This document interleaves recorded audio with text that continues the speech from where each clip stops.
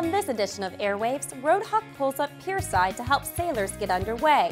Plus, feedback from the front lines. Navy reservists return to NAVAIR following a fire scout deployment to Afghanistan.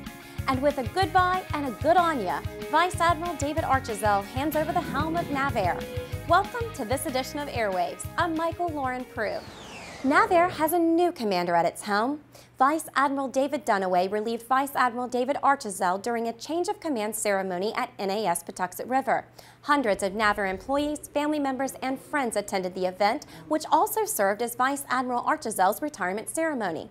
Chief of Naval Operations, Admiral Jonathan Greenert, presented Archazell with the Distinguished Service Medal honoring his 4 decades of naval service. It's been my honor to serve with each and every one of you for the past several years. Just look around at the capability in this hangar and on the ramp which surrounds it. It represents just a small sample of the platforms, systems, and weapons that you have delivered over the past couple of years. Those are objects. And in the end, it's the people who get the job done. Dave Archazell's got this institution, this command, this community on a good course and speed for Dave Dunaway. But Decoy's got a lot of energy, he's innovative, and I like his bold approach to things, and he is willing to be accountable, and that's my kind of person. Now my plan of attack is pretty simple. I plan to be a steward of the taxpayer dollars that we get from Representative Hoyer. I plan to apply the best technical and business practices to the programs that are executed by Secretary Stackley.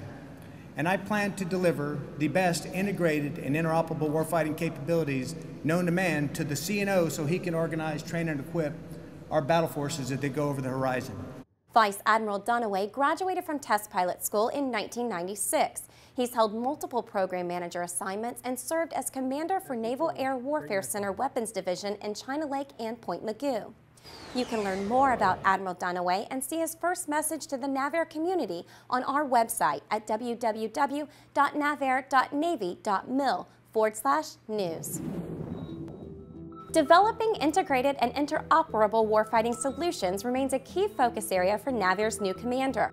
In support of that effort, the Integrated Warfighting Capability Pilot Project brings together teams from Patuxent River, China Lake, and Point Mugu to conduct tests in a live, virtual, and constructive environment. By networking sites together, NAVAIR can test multiple platforms and weapon systems to evaluate how they work together to complete a mission. The IWC Pilot Project is the next step in NAVAIR's ability to deliver warfighting capabilities.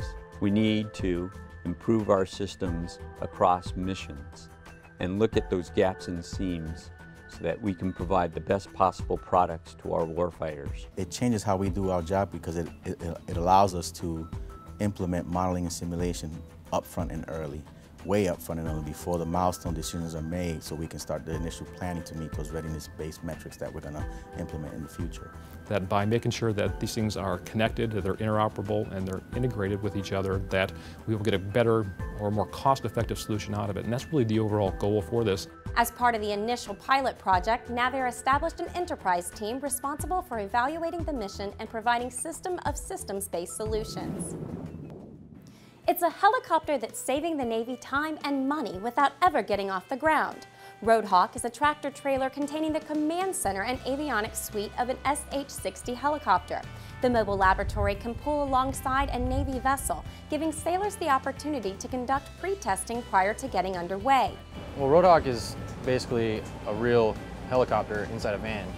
So they just set up all their nets and their antennas, and we have simulated sonar buoys in the water, and it's just like the real thing. So it's as close as you can get. Well, it saves a lot of money, and it maximizes the time that you have available at sea with the ship underway and the aircraft on station. They still schedule live aircraft, but by doing scenario rehearsal pier side to not only make sure that the equipment is ready, but also the sailors are ready, we've really enhanced the ability for a successful test at sea. Roadhawk is based at the NAS Patuxent River Surface Aviation Interoperability Lab.